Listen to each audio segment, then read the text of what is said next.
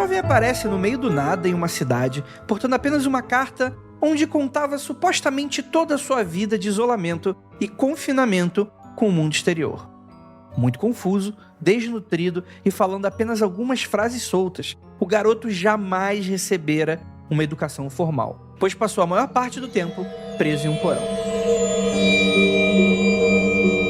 Esta seria uma bela e intrigante história de algum mistério fictício policial, se não fosse pelo pequeno detalhe de ser um caso real. O que teria acontecido de fato na Alemanha do século XIX?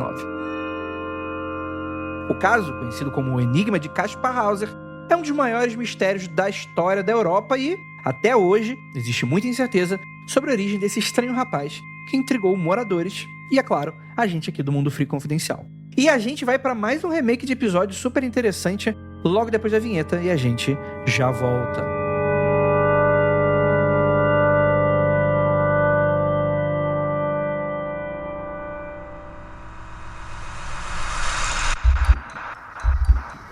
Não há nada de errado com seu áudio.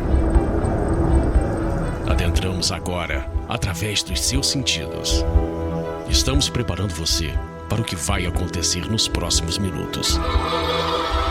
Além do que conhece por tempo e espaço, o contato com algo além. Não conte para ninguém e nunca olhe para trás, pois este é Mundo Freak Confidencial.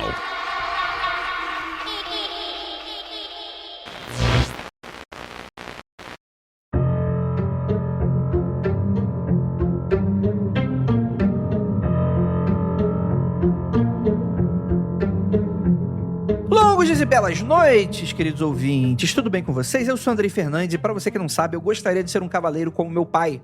E para me ajudar, temos aqui ele, que é cavaleiro como avô, Rafael Jacaúna. Olá, pessoal! Bom, essa história é um grande mistério e é ao mesmo tempo uma lição de sociologia sobre as relações e o ser humano tem instinto ou a gente tem que aprender cada detalhe da nossa vida? Olha aí, profundo, hein? E temos aqui também a nossa queridíssima Adriana Mello. Olá, gente.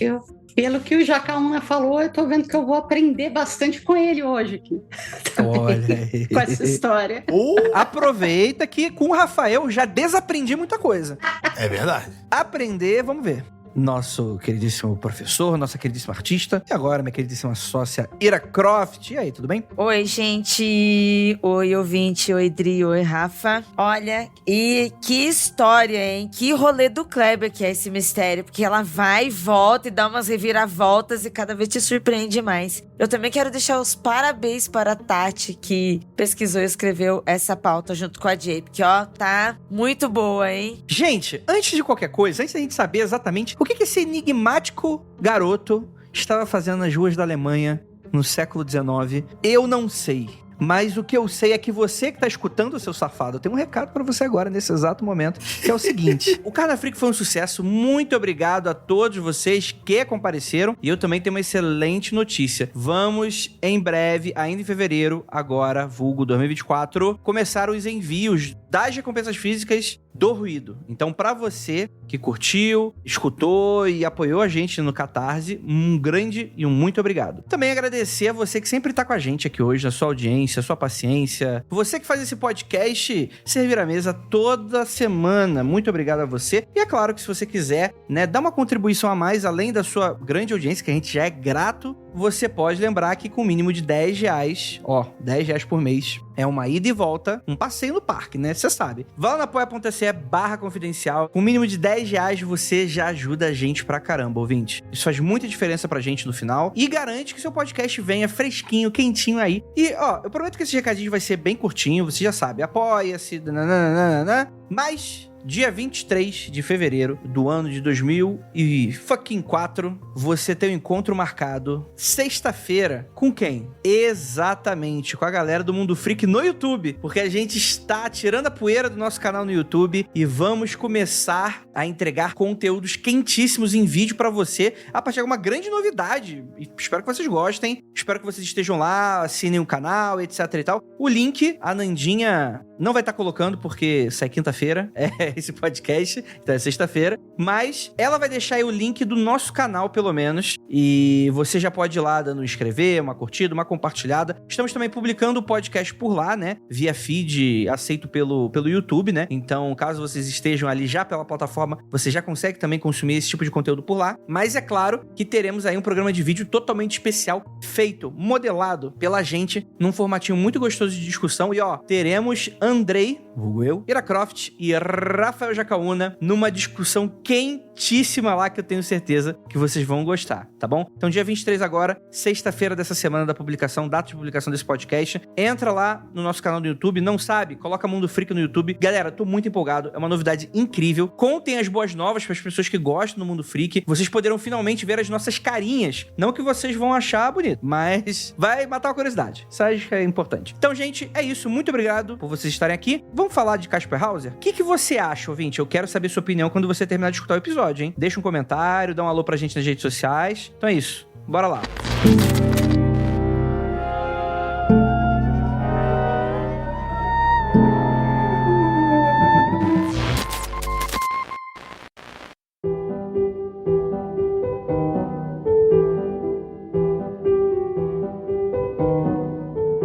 Vamos lá, galera. Kaspar Hauser foi um jovem alemão que ganhou notoriedade quando apareceu na cidade de Nuremberg, dia 26 de maio de 1828. Então, século XIX. Porque a pauta tá falando bastante século XIX e o ano. Porque se fosse depender de mim descobrir qual século seria aqui, eu provavelmente demoraria aqui uns 5 minutos e algumas correções aqui de vocês, né? Qual a ideia geral desse grande enigma, né? Aparece esse garoto e ele era bem jovem. Ele tava em pé na cidade. Imagina o seguinte, você tá na praça da cidade, todo mundo cuidando dos seus afazeres. Você é ali no hortifruti, o outro cara lá indo no sapateiro, o outro cara lá indo no verdureiro. E aí, do nada, tem um moleque ali, meio que olhando pro nada que eu falo assim, tipo assim, olhando pro horizonte meio abobalhado, né? E meio perdido, né? Um dos trabalhadores locais viu aquela cena, se aproximou e então, o que tá acontecendo? Que você precisa de ajuda, alguma coisa assim? E ele não falava, ele só balbuciava alguma série de palavras que ele falava de maneira muito estranha, que era o seguinte, ele falava, quero ser um cavaleiro como meu pai.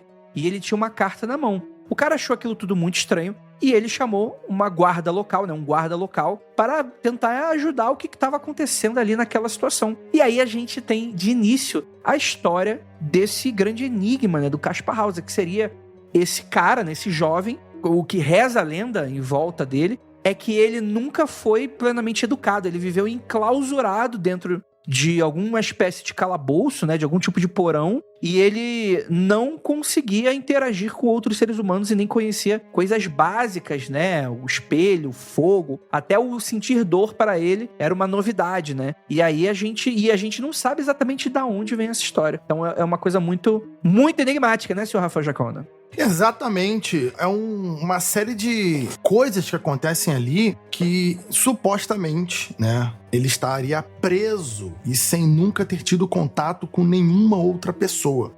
Então ele foi literalmente isolado e ele era alimentado por uma portinhola, por uma porta, mais ou menos assim que ele consegue... Depois de algum tempo que ele aprende a falar, ele conta mais ou menos sobre isso, mas ele nunca tinha visto outra pessoa ou nada fora da sala até o momento que tiraram ele e levaram para essa praça de Nuremberg. Ele também passou o resto da vida dele só comendo pão e água do mesmo jeito que ele tinha sido alimentado até então. São várias suposições, né, de quem ele seria, mas o comportamento social dele, seja lá o trauma que ele sofreu, o que aconteceu com ele, o comportamento social dele, depois foi comprovado que ele passou pelo que diz ter passado. Sim. Eu estava pensando aqui, o que chama atenção, né, na história do Kaspar Hauser. A gente vai entrar mais em detalhes, a gente vai falar disso um pouco mais para frente, mas eu só queria pontuar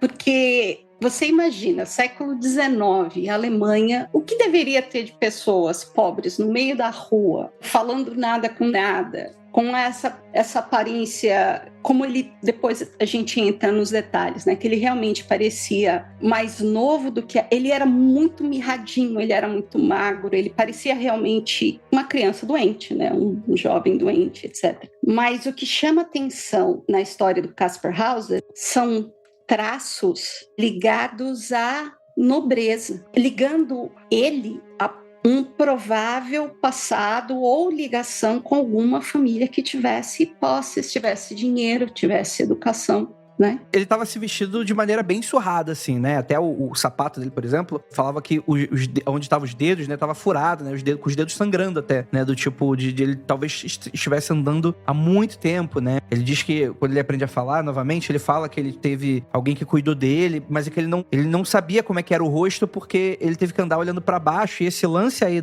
de uma suposta nobreza é que nessa carta, para além do que ele falar de, eu gostaria de ser cavaleiro como meu pai, não é qualquer um que se tornava cavaleiro, né? Então, se você levar em conta que a história da proposta geral daquele enigma é real, né? Então você passa a tentar achar algumas questões, assim, né? Porque, sei lá, a gente entraria até no lance das suposições, né? Mas você tem aí algumas pistas que levam a gente para várias teorias diferentes. Mas eu adoraria falar, por enquanto, sobre a história desse moço, nesse curto período de tempo de existência dele, pra gente começar a elaborar algumas teorias nossas. Então, quando ele é resgatado, né, pelo guarda, né, o guarda não sabe exatamente o que fazer, até acha que é uma espécie de brincadeira, o cara tá mentindo, alguma coisa assim nesse sentido. A carta descrevia, né, a vida dele de confinamento, é por isso que a gente, em teoria, saberia, né, porque ele é daquele jeito. Desde criança, ele vivia numa espécie de calabouço escuro, né, alimentando apenas com pão e água, e pedia que alguém cuidasse dele, né, como se fosse uma espécie, sei lá, de cachorro abandonado, né, alguma coisa nesse sentido, né. Ele não seria alfabetizado, e aí o guarda leva ele pra uma espécie de... pra um lugar onde...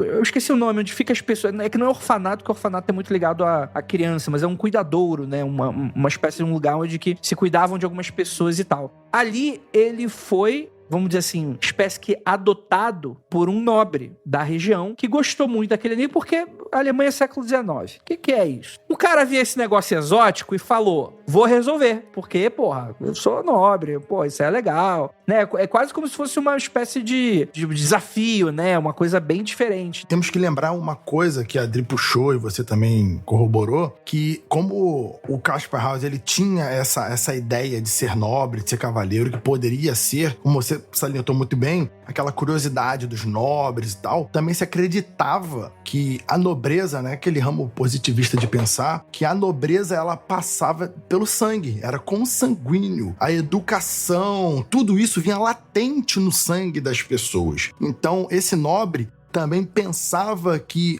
ao apresentar ele a situações com o mínimo de instrução possível, ele naturalmente se comportaria como um nobre se comportaria. Então, isso também era um teste para eles, sobre se ele era um nobre, ele corresponderia às demandas que pessoas chiques, né, que pessoas da alta nobreza teriam. E eu acho que é o tipo de coisa até, né, você até brincou nessa questão da sociologia, né, eu sei que tem um filme do Caspar Hauser, que é inclusive um filme alemão, né, que eu sei que ele é muito passado em escola, em coisas nesse sentido, que é justamente, é um debate interessante que a gente sempre tem, né, do tipo, o quanto que você é formado biologicamente da maneira como você é engendrado enfim... Porque a gente que é ser humano, a gente se acha muito especial, né? A gente às vezes esquece que a gente é bicho. Uhum. E o quanto que isso é formado através de uma questão, às vezes, cultural, né? Da onde que você vem, daquele cenário, né? Então isso suscita muito esse tipo de debate, né? Porque como você fala aí, por exemplo, o cara tem uma cena que fala que ele não reconheceria um espelho, né? Ele tentaria perseguir o espelho, ou ele não saberia o que é o fogo, né? É algo que, tipo assim, é um negócio até tão absurdo, né? A gente vai depois falar um pouquinho nessas questões da especulação, que até, às vezes, até um pouco difícil de acreditar, né? Que alguém teria sobrevivido com tão alto grau de exclusão da natureza em si, né? De várias coisas, né? Mas isso suscita um pouco desse debate, né?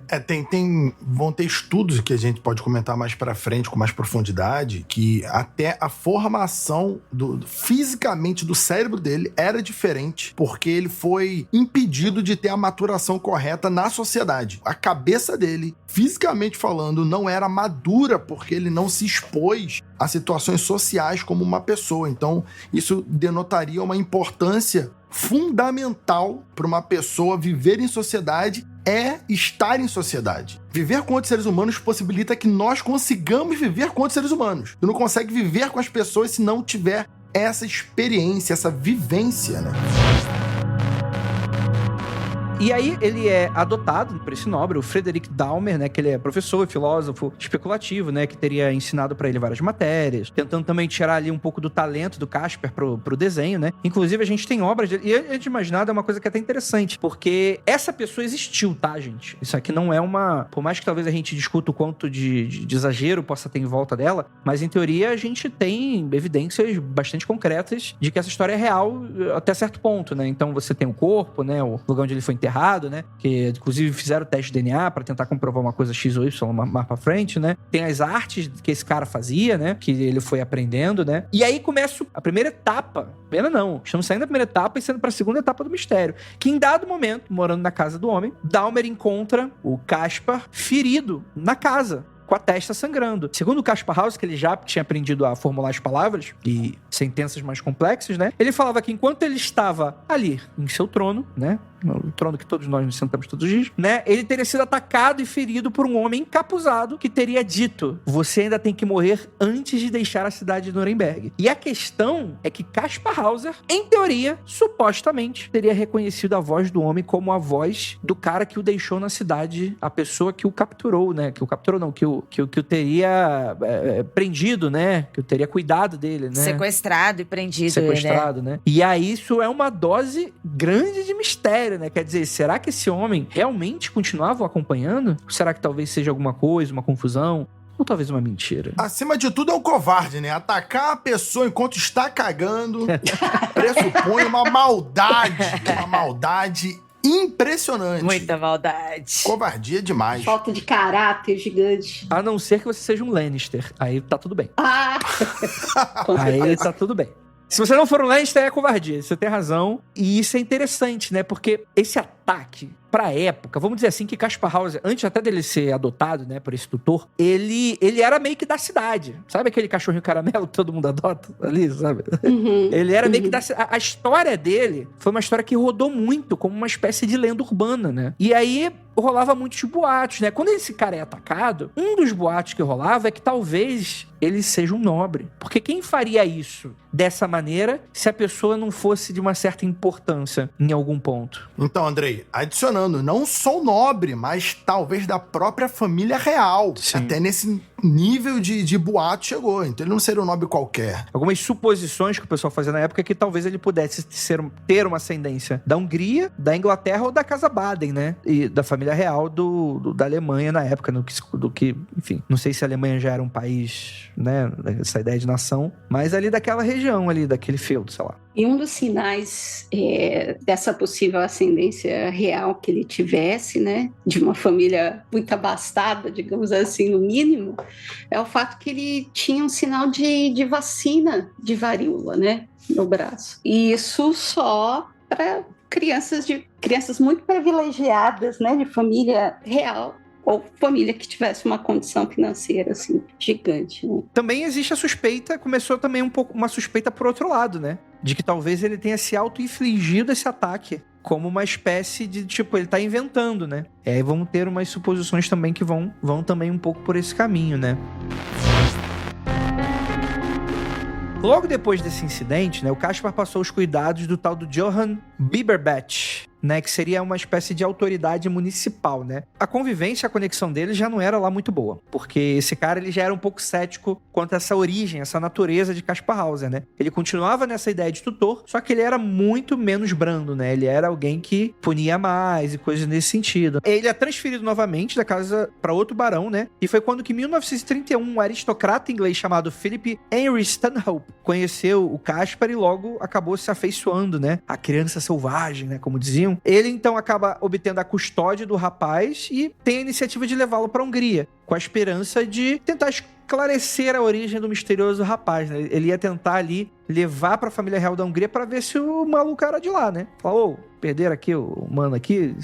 O interesse era muito grande também, porque a galera gostava de observar o Caspar em sociedade, como ele se comportava, e o comportamento dele, por mais que já tivesse passado 2, 3 anos ali, era um comportamento muito diferente do que a sociedade, qualquer sociedade está acostumada. Porque ele não tinha os significados, os signos das coisas pro Caspar Hauser funcionavam diferente. ele não tinha um conceito de Deus, ele não tinha uma série de coisas pra ele. Mesmo que ele aprendesse as palavras, o significado das palavras dentro da cabeça dele tinham camadas diferentes. Então, quando alguém falava sobre Deus, sobre uma cadeira, sobre uma mesa, era tudo muito não factual. Ele não conseguia entender a importância, o peso, o significado real. Ele podia associar palavras a objetos, mas quando você levava as palavras a sentidos, a sentimentos, era mais difícil ainda ele conseguir fazer essa ligação. Ele não conseguia compreender a comunicação e as relações das pessoas também. É, porque quando ele ficou em cativeiro, o tempo que ele ficou preso e a forma com que ele ficou preso, né? Ele não só perdeu contato e comunicação com as pessoas, não só a fala, mas ele deixou de conviver com as pessoas e deixou de adquirir também cultura e foi esquecendo, né? Se ele anterior teve uma bagagem assim, né? Não é só deixar de falar, o deixar de estar com outras pessoas também nos nega essas sensações e essas relações. Para tentar exemplificar, eu acho que um filme muito popular, que a maioria da galera que nos escuta já deve ter visto, é aquele A Chegada. Excelente, né? Excelente. Quando você vai construir, a cara da Adri. Porque não são só palavras ou linguagens, são significados incutidos nas coisas, os signos incutidos. E era mais ou menos isso. Pro Casper, tudo era diferente. Ele não conseguia entender a profundidade das palavras em relação aos objetos. Uma curiosidade que eu tenho, assim, nessa época, né, 1831 mais ou menos, apesar de não entender os conceitos, ele já conseguia se comunicar? Já. Formular palavras, o básico com as pessoas? Já, ele conseguia. Ele conseguia falar um pouco da natureza dele. Ele conseguiu falar do ataque, por exemplo, né? Então ele já conseguia, segundo conta, né? Ele já conseguia formular com uma comunicação mais complexa. Talvez não seja uma comunicação boa. Talvez seja uma comunicação bem prejudicada. Mas ele conseguia se fazer entendido. Que eu acho que é pra questão de comunicação que é o importante, né? Eu acho que é mais ou menos a minha situação aqui, quando eu cheguei. Nossa Casper House Tupiniquim. Eu me senti... no começo eu me sentia o meu inglês de sessão da tarde. Não, é muito interessante essa discussão sobre o significado, o discurso, as palavras, a intenção, o conceito por trás. Porque, às vezes, é muito difícil realmente comunicar isso, né? O conceito. Como é que você vai explicar o conceito de divindade para uma pessoa que nunca experimentou, nunca conviveu, nunca aprendeu, nunca... Parece um objeto sem valor, né? Sim. Porque não tem. Se a pessoa não constrói aquilo, não tem. Cara, eu acho que é excelente você ter dado esse exemplo, né? Que quem não sabe, a Adri, né? Grande quadrinista, tá aí morando nos Estados Unidos, né? Como vai contrabandear bastante coisa pro mundo freak. Muito bom, muito bom. Eu vou trabalhar como jardineiro na casa dela, pra quem não sabe. Tô me mudando semana que vem. Então tá. Eu vou ser o jardineiro latino dela, em breve. Estarei como Casper House agora. Ai, meu Deus. Mas eu acho que essa ideia é excelente, que, por exemplo, eu escutei falar uma vez, eu não sei se é verdade, aí talvez os linguistas vão conseguir me ajudar, que dizem até que quando você aprende uma língua nova a ponto de você meio que, você colocar em prática ela, dizem até que a sua personalidade muda, porque você, partindo do pressuposto que você tá tendo que construir novos signos e significados, por mais que a gente sabe, a gente vê filme americano, a gente vê as paradas e tal, mas não é a mesma coisa como a gente ter nascido lá, e morado lá, e conhecido, tipo, com muita profundidade até as expressões, né? Então, o pessoal diz que é meio como se fosse um reset, que quando você tá aqui... Eu acho que talvez até... Eu vou falar até de uma maneira mais simples, até que eu acho que é algo que o ouvinte, que não passou por uma experiência como essa, possa até falar. Sabe quando você volta pra casa dos teus pais? Volta a aparecer aqueles vícios que você não tinha? Que você achava que tinha superado? É isso. Eu acho, não sei. Enfim, os linguistas e os sociólogos estão nesse momento arrancando todos os cabelos e batendo a cabeça na parede, tenho certeza. Não. Mas se a gente tiver errado, aí, enfim, problema é teu. Vamos pra frente.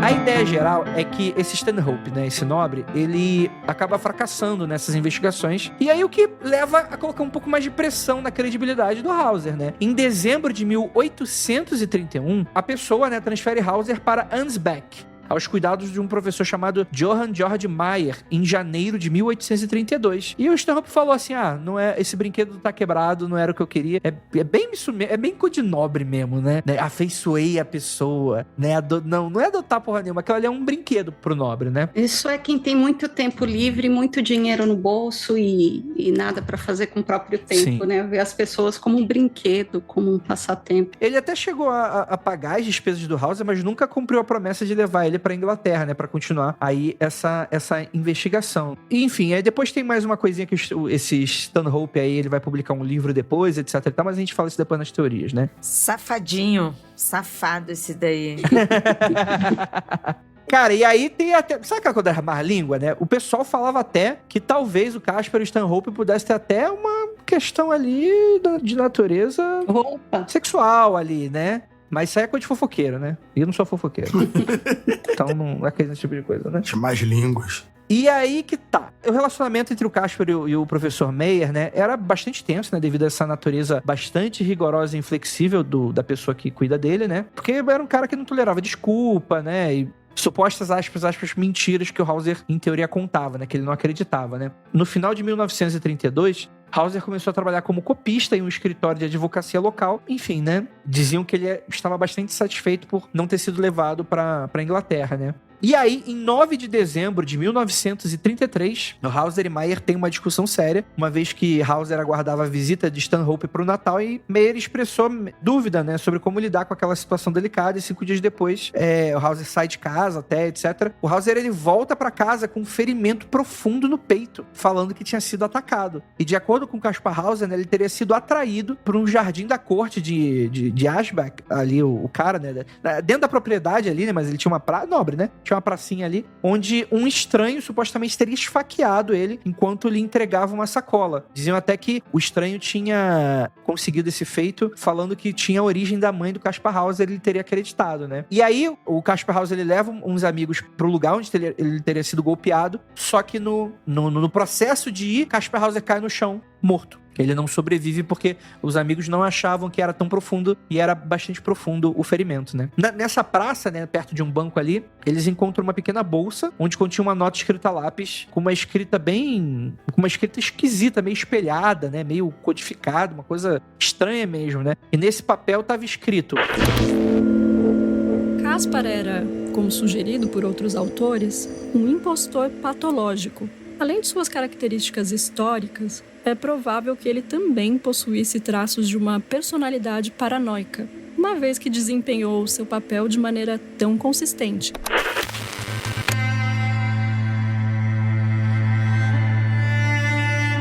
E Caspar Hauser morre dia 17 de dezembro de 1833.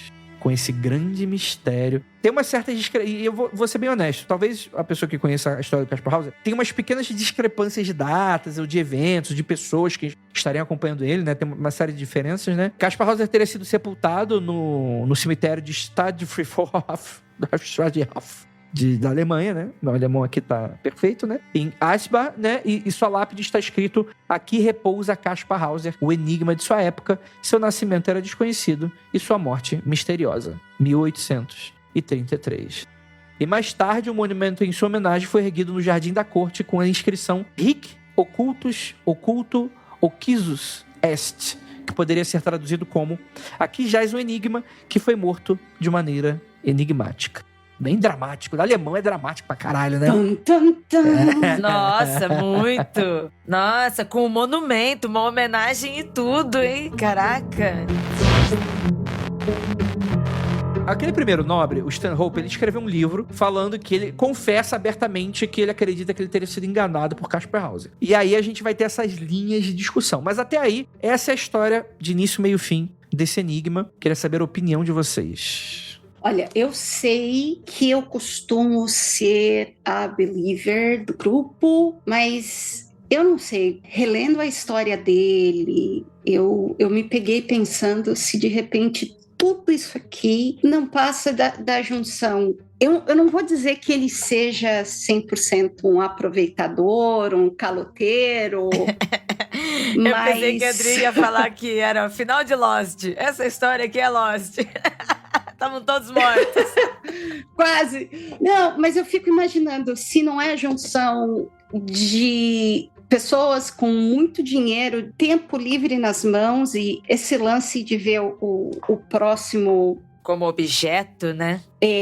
Como objeto, como um objeto de estudo, como um brinquedo, como uma forma de passar o tempo. Porque eu não consigo imaginar esse rapaz se mudando de casa em casa, de família em família. Pelo que a gente leu aqui, ele morou com pelo menos 3 ou 4 pessoas diferentes, né, nesse período de estudo. Eu não consigo ver as pessoas fazendo isso só pela bondade do coração, sabe? Sei lá, eu acho que de repente ele se tornou uma novidade ali dentro da bolha da sociedade da época, gerou essa curiosidade e as pessoas queriam de repente tirar uma casquinha dessa novidade, conhecer essa, como é que eles chamam ele aqui? O enigma de sua época, né? Acho que todo mundo queria conhecer um pouco, mas para mim a impressão que me fica, será que ele não teria realmente algum problema psiquiátrico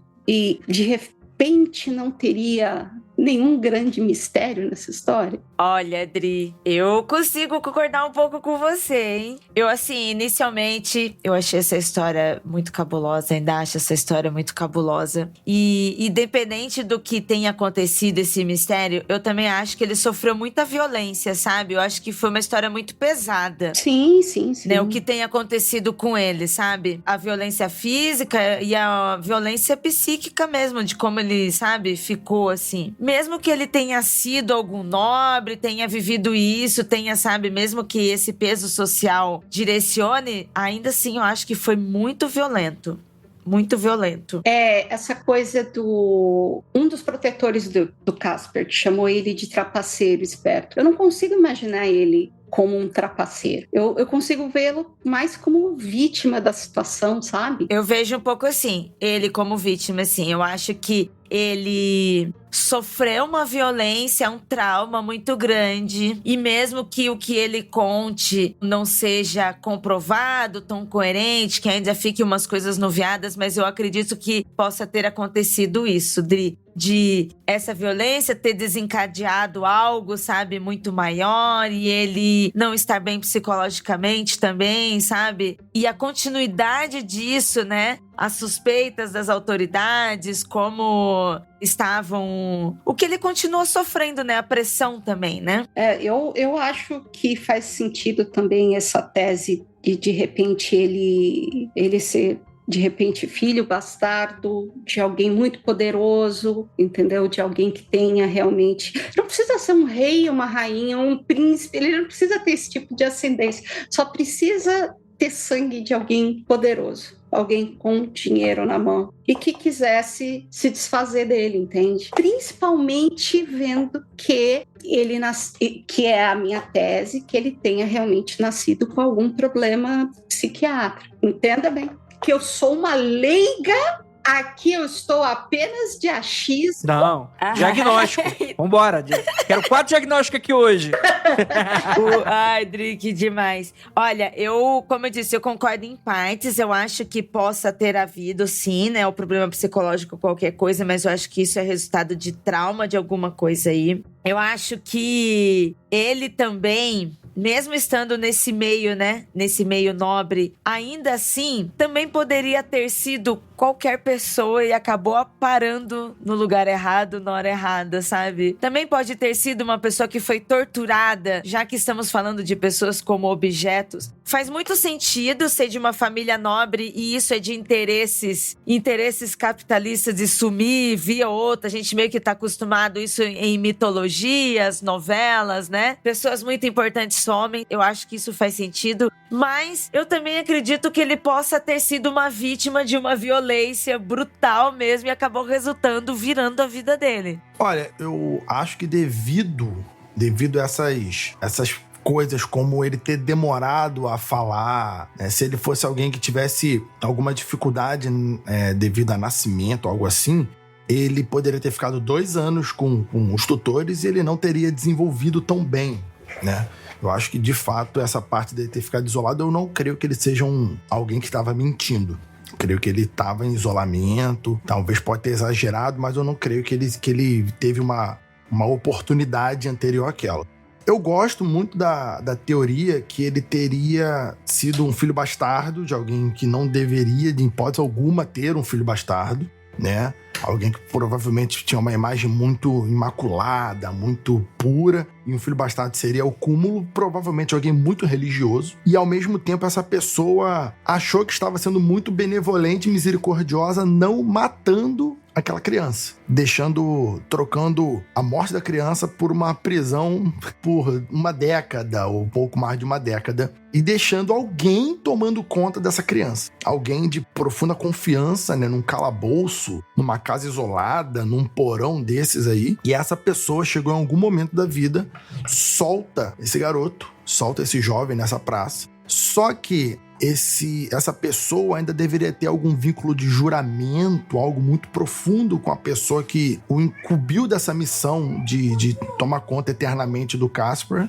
E essa pessoa ficou com medo desse juramento dele ser quebrado quando o Casper lembrasse de alguma coisa ou visse alguma coisa. Eu acho que rolou algo do tipo. Então essa pessoa, de repente, achou que o Casper morreria, ou então seria alguém que cairia no ostracismo rapidamente. E depois de alguns anos, ele vendo que o Casper House estava desenvolvendo, estava articulando, tinha feito algum tipo de amizades na região, ele resolveu voltar e acabar ali o Casper para não correr o risco do seu chefe, do seu patrão, ser exposto. Eu acredito nessa ideia. Cara, então, eu dei uma olhada em umas análises, e assim, é muito difícil a gente afirmar com toda a certeza do mundo, mas tem algumas partes aqui que não poderiam corresponder com a realidade, mas não quer dizer que ele seja um mentiroso necessariamente. Pode dizer que existiu um exagero na história dele, né? A gente não tem como saber o quanto que foram, apesar de a gente saber que ele existiu, né? E que a treta era mais ou menos essa, a gente não sabe exatamente, como a gente próprio falou, né? Tem muitas divergências da história. Como a gente também falou nesse episódio, tem muito disse-me-disse, né? Então muita gente poderia criar várias especulações de coisas que não eram reais, coisas mais absurdas e coisas nesse sentido. Como, por exemplo, ele não conseguiria sobreviver a sua vida inteira de água e pão, mesmo no período em que ele nasce e tem maturidade em algum ponto. Simplesmente porque deveria ter uma doença que era até comum na época, como escorbuto, por exemplo. Até anemia. Anemias de maneira, é um negócio que não faria nenhum sentido comum. Dessa maneira. Uma outra coisa que algumas pessoas alegam é que, por exemplo, se realmente uma pessoa, desde a infância, assim, de você pegar ela muito pequena, trancafiar ela num lugar, ela provavelmente não conseguiria mais uma jornada de aprendizado como descrita aqui. Porque os primeiros anos de vida, eu acho que foi um debate muito importante durante a Covid, né? Principalmente pra galera que foram os pais e especialistas no assunto, etc. Que falavam sobre como o fato de ficar, às vezes, 1 ano e meio ou 2 anos com uma criança sem socialização com pessoas da idade dela, o quanto isso era prejudicial. Calcule isso para uma pessoa que nunca falou com ninguém durante durante 15, 16, 17, 20 anos da vida dele. Então, quer dizer, ele perderia aí uma oportunidade que a gente só tem quando criança, né? Que não é apenas só o nosso cérebro é uma esponja e a gente repete, não é só isso. A configuração de linguagem, ela é meio que instalada durante esses anos de convivência com todo mundo, né? Só com o adulto já seria problemático. Sem nenhuma, é um negócio que talvez ele nunca poderia ter, talvez, aprendido de maneira tão rápido, né? Até, né? De novo, ou qualquer coisa assim, né? Talvez ele teria perdido um pouco essa janela, assim, né? Porque até quando você vai aprender uma nova língua com criança é mais fácil, né? Mas você tem uma ideia de linguagem, né? Você tem os caminhos no seu cérebro, em teoria, estão construídos. Você meio que vai usar eles de maneiras diferentes, mas tá lá construído o túnelzinho que você identifica a linguagem, coisas nesse sentido, né? Essa ideia, por exemplo, de signo e significado, né? Essa ideia de você, por exemplo, perseguir o espelho. Talvez ele nem tivesse... Por que ele perseguiu? Por que aquilo pra ele é uma pessoa, por exemplo? Porque ele persegue pessoas por aí? Porque pra ele, o espelho poderia ser uma janela, não uma coisa mágica. Como é os nossos bichos, por exemplo. Os nossos bichos, às vezes, eles dão uma olhada lá, mas eles ficam ignorando. Eles não acham aquela parada super mágica. No máximo, um gato vai brincar porque acha que aquilo ali é um outro ser, né? Mas é um outro gato da mesma espécie, né? Que às vezes não tá nem acostumado, um outro bicho, né? Mas o gato te vê no espelho, o gato não te confunde. O gato não é burro, caralho. né? Então, eu acho que tem algumas questões aí nessa... Eu acho que talvez alguns especialistas possam até falar, não, Andrei, é mais pra sim, é mais pra assado, etc. Adoraria escutar vocês aí no momento dos feedbacks, mas você tem aí uma série de questões. Agora, o que leva a crer que talvez, será que ele tava mentindo? Porque uma das principais linhas é associar ele como um mentiroso que inventou a história, inclusive é associado, por exemplo, a esses ataques que ele tinha de vez em quando, como sendo uma espécie de método pra chamar atenção como uma criança. Do tipo, dizem até que vários ataques desse foram sempre depois que ele brigava com os tutores. Ou ele discordava de alguma coisa dos tutores, ou ele ficava meio que... Sabe como criança tá com birra, né? Ele inventava como uma maneira de meio que chamar a atenção de volta, como uma criança faria, né? De certa maneira, só que no corpo de um adulto, talvez usando outro tipo de linguagem, outro tipo de método, algo nesse sentido. Mas até pra mim isso é um pouco estranho, e isso talvez não caiba muito com relação ao ataque, ao suposto ataque que teria tirado sua vida. Porque, afinal de contas, cara, vários especialistas falaram, cara, seria muito difícil ele conseguir fazer um ferimento dessa profundidade por si próprio pra se matar, tipo, enfiar uma faca no peito, por exemplo, né, de uma maneira que o matasse dessa maneira, em que ele pedisse ajuda, etc e tal. Já a linha que fala que ele poderia ter sido mentiroso mesmo, né, fala que, por exemplo, o papel que tava na bolsa, esse papel enigmático, tava escrito de uma maneira que o pessoal sabia que só ele escrevia, e o papel tava dobrado de uma maneira que só ele dobrava. Então tem também um pouco dessa questão. Talvez ele possa ter tentado inventar alguma coisa, talvez tenha sido atacado também. Pode ser um misto das duas coisas. Mas ainda é muito cruel, né? É muito cruel, assim, essa história. Mano, o cara com uma ferida enorme, sabe? Sim.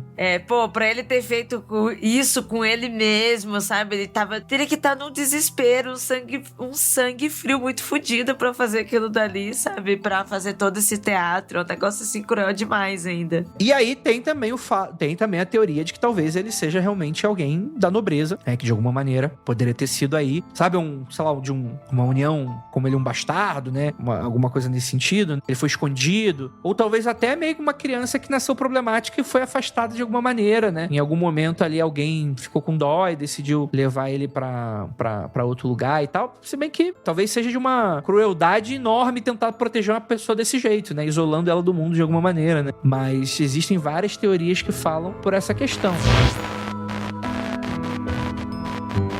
Um estudo médico de 1928, né, apoiou a teoria que o Hauser teria se ferido de forma deliberada, só que acidental, penetrando mais profundo do que seria, né? Uma análise forense de 2005 argumentou que parece improvável que uma punhalada no próprio peito tenha sido infligida exclusivamente com o propósito de automutilação, mas não se pode descartar definitivamente a possibilidade de uma punhalada suicida ou homicida. Ou seja, não falou porra nenhuma, né? Pode ser qualquer coisa. Tem um cara aqui, o tal um psiquiatra, né? O Carl Leonhard. Beijo aí pros psicólogos aí de plantão, que estão se descabelando agora.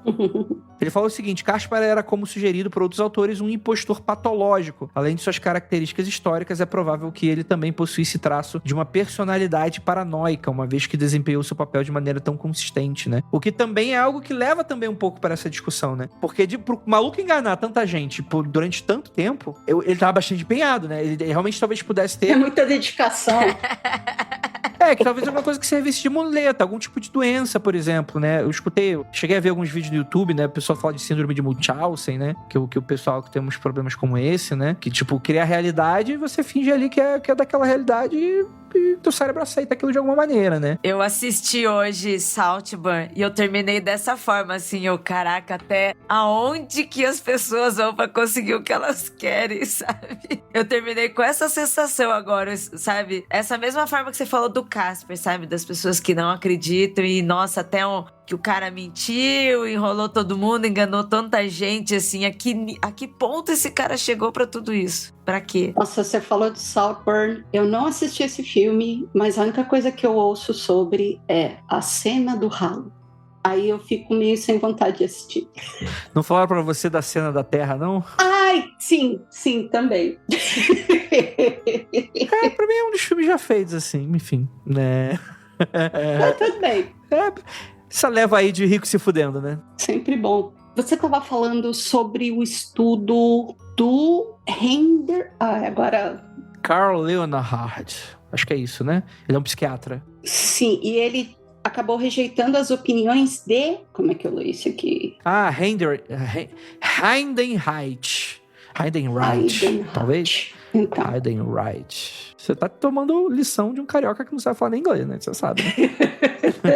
Eu não sei falar, então, não sei falar alemão, então. É que esse cara, ele tem esse exame médico que ele usa uma espécie de frenologia, né? Disso que eu queria falar. Esse lance do nosso querido Heidenreich ter sido influenciado por frenologia, né? Quando ele fez autópsia no corpo do Caspar e ele examinou o cérebro, etc. Só o fato dele ter usado frenologia, e aí eu acabei descobrindo que a frenologia é uma pseudociência que envolve a medição das saliências do crânio na tentativa de prever características mentais. Só a palavrinha pseudociência já...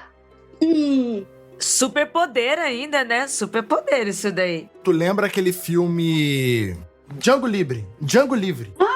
Tá. Então, o personagem do Leonardo DiCaprio fala sobre frenologia. Ele pega ali e mede o crânio e fala. Que é uma ciência eugenista, né? Exatamente. Que você aplicava do tipo, raças diferentes seriam inferiores pelo formato do crânio, né? Era uma maneira de você reforçar, né, a grandeza da raça branca, né? É bem essa ideia positivista que o Rafael falou no início do podcast, por exemplo, do sangue da nobreza, né? Sim. É que a nobreza foi caindo e depois foi dando ar para outras coisas. Quer dizer, o europeu médio, né? Colonizador, né? Por que as outras raças são atrasadas, né? Esse papo aí que, infelizmente, inclusive, tá na boca aí de um pessoal aí das esotéricas até hoje, né? Só que aí não é o crânio de forma da crânio, né? É outras paradas aí. Não, e só lembrando, né? Frenologia, aí você une a palavra pseudociência, que já me faz pensar em microexpressões faciais.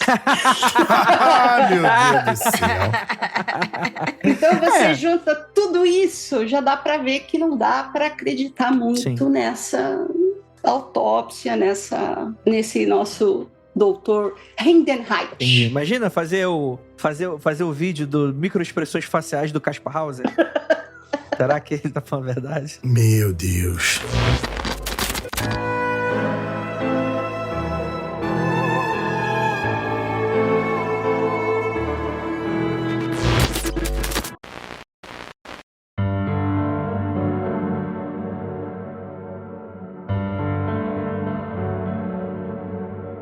Essa teoria do príncipe de Baden é interessante, né? Pra você que gosta da cerveja, brincadeira. Em teoria, como é que funcionaria essa teoria? A teoria do príncipe sugere que o Caspar Hauser seria filho de Stephanie de Beauharnais, esposa do grão-duque de Karl de Baden, teria dado à luz em 1812, só que o filho teria morrido. A questão é que tem um filho que essa duquesa, né, teria contrabandeado de uma camponesa, né, para trocá-lo pelo bebê príncipe, que seria aí o Caspar Hauser, né? E a condessa desejava que seu próprio filho, Leopoldo, ascendesse ao trono, o que ele conseguiu em 1830. Então, Hauser, ele teria sido entregue ao Major Hanenhofer. Você entendeu, ouvinte? Eu também não.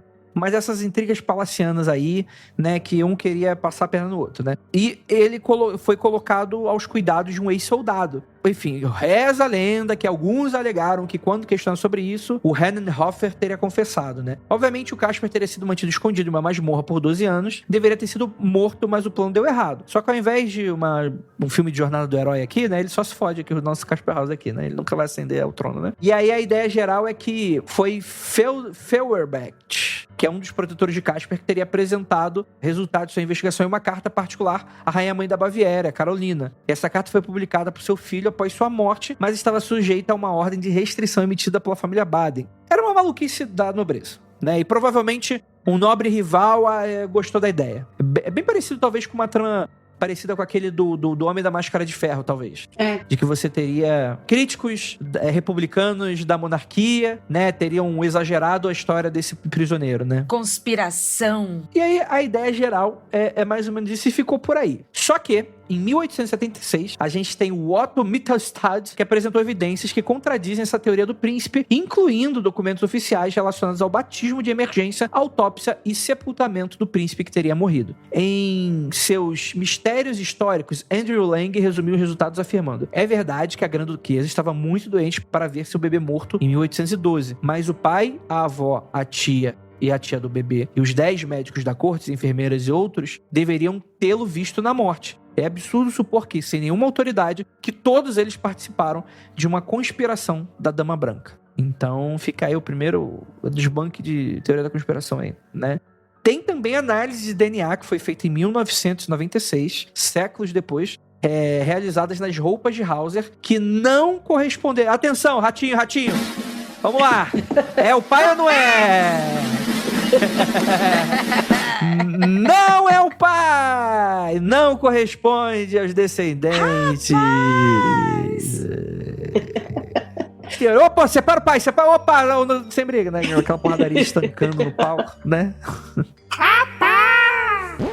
Essa análise teria sido feita nos laboratórios do Serviço de Ciência Forense em Birmingham, no Instituto LMU de Medicina Legal da Universidade de Munique. As comparações realizadas com descendentes da família principesca descobriram de forma conclusiva que o sangue examinado não poderia ter pertencido ao príncipe herdeiro de Baden. Será que talvez possa ter rolado um falso negativo, igual o caso Evandro aí? Pode ser, hein? Pode ter rolado um falso positivo, eu sei que é difícil.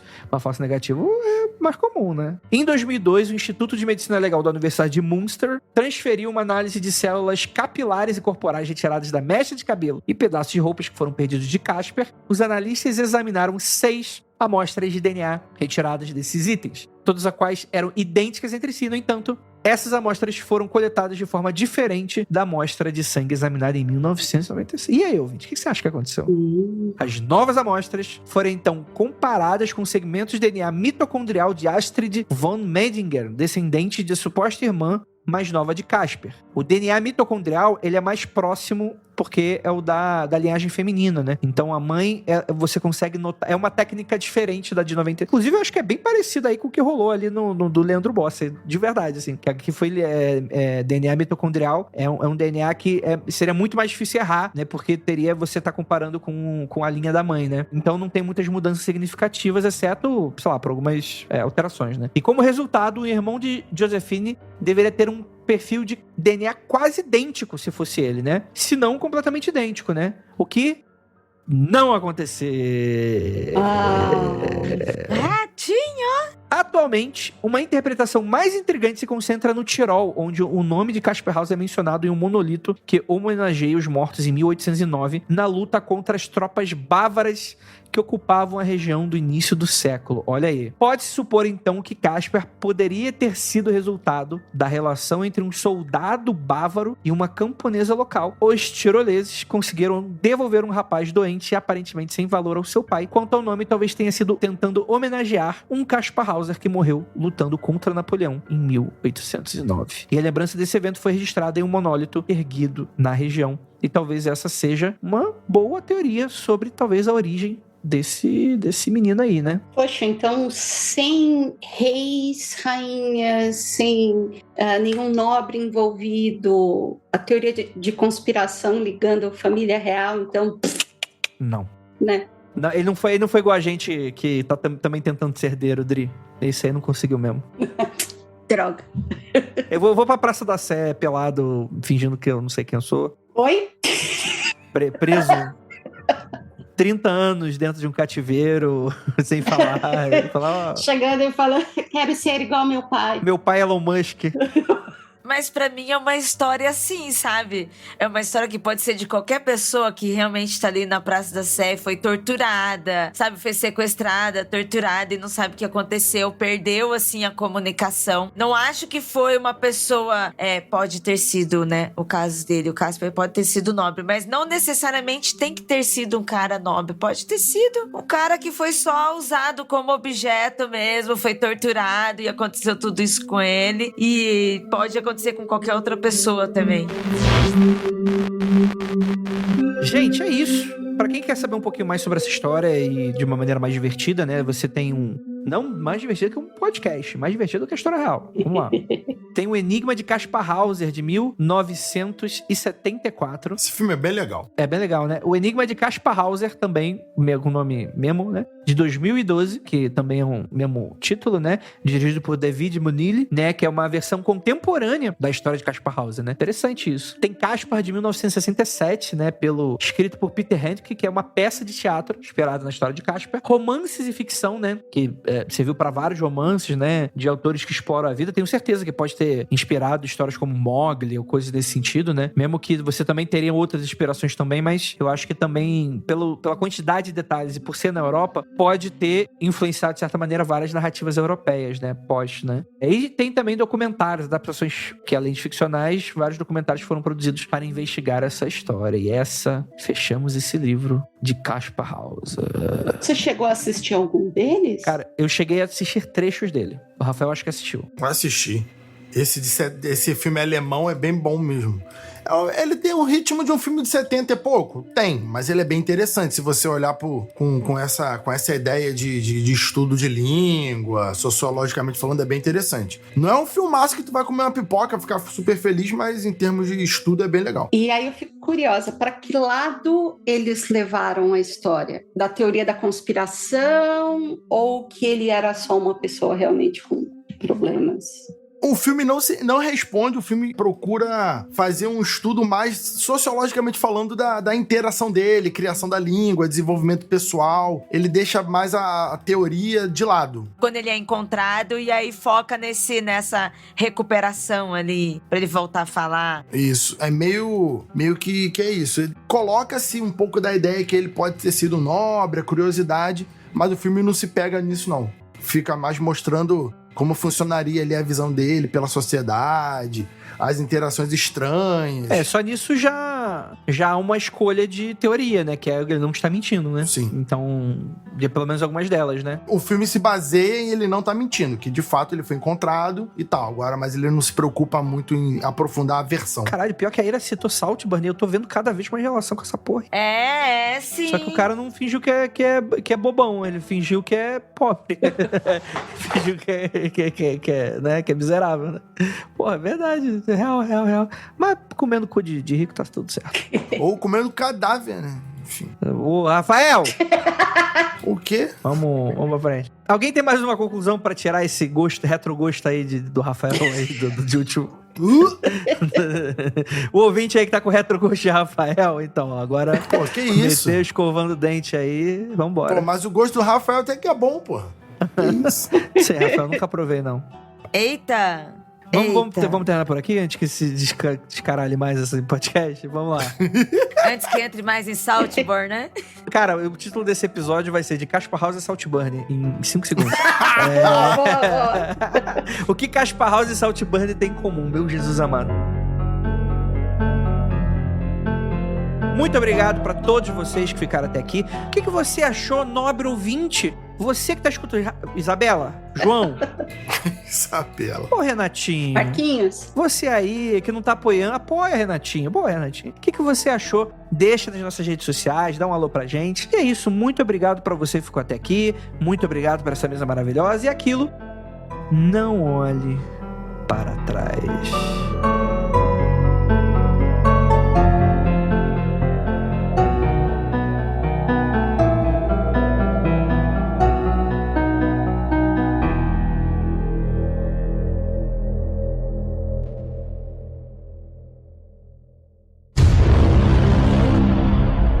Meio codificado, uma coisa estranha mesmo, né? E nesse papel tava escrito, abre aspas.